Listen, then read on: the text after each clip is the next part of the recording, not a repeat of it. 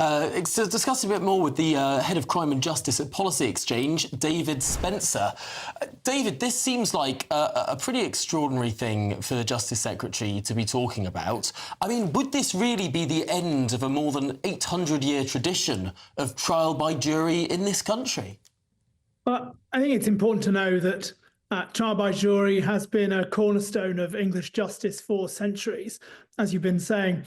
The reality is that actually the vast majority of cases are dealt with in the magistrates' courts already. So about 1.4 million cases are dealt with in the magistrates' court without a jury. Magistrates and either alone or as a bench sit in the magistrates' court, and about 113,000 cases are heard in the Crown courts already. So actually, the number of cases that are tried by a jury is only probably about less than 10% of the total number of cases. So I think that's important to know right at the outset. The concern I have about this particular proposal is that it risks building in, as well as the concerns around reducing the amount of trial by jury, is actually the risk of building into the criminal justice system more complexity, because the proposal that's being made here is that, as well as having the Crown courts and the magistrates' courts, which we have at the moment, is essentially building in an additional tier of Crown courts where other types of cases will be heard, as you've been talking about already. And this added complexity is potentially a risk which will only make some of the problems that we're seeing in the Crown courts even worse.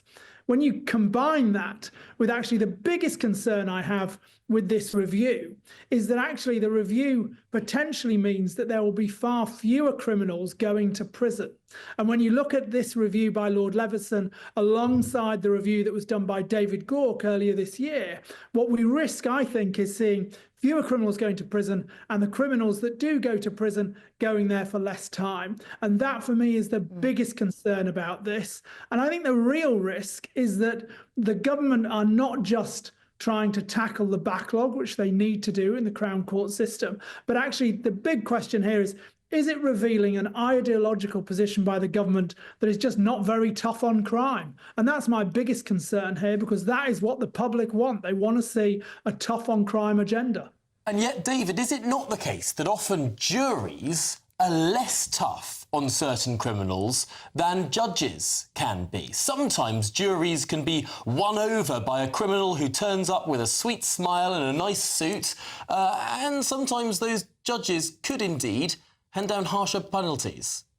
Well, it's difficult to know what goes on in the jury room because, of course, those deliberations are completely confidential and sacrosanct. So we don't know technically what decisions or what reasons juries come to decisions. What I would say is that if you or I were accused of a crime, hopefully wrongly accused, but we were up in court, then we would probably want a jury to be able to make that decision. And certainly that has been the cornerstone of English justice for centuries now, and it needs to be very, very carefully thought about before we start to do away with it. Yes, I tend to believe that you're more likely to have an ideologically motivated judge than jury. But David Spencer, thank you very much indeed. You raised some very important points, some concerning points. Head of Crime and Justice at the Policy Exchange think tank.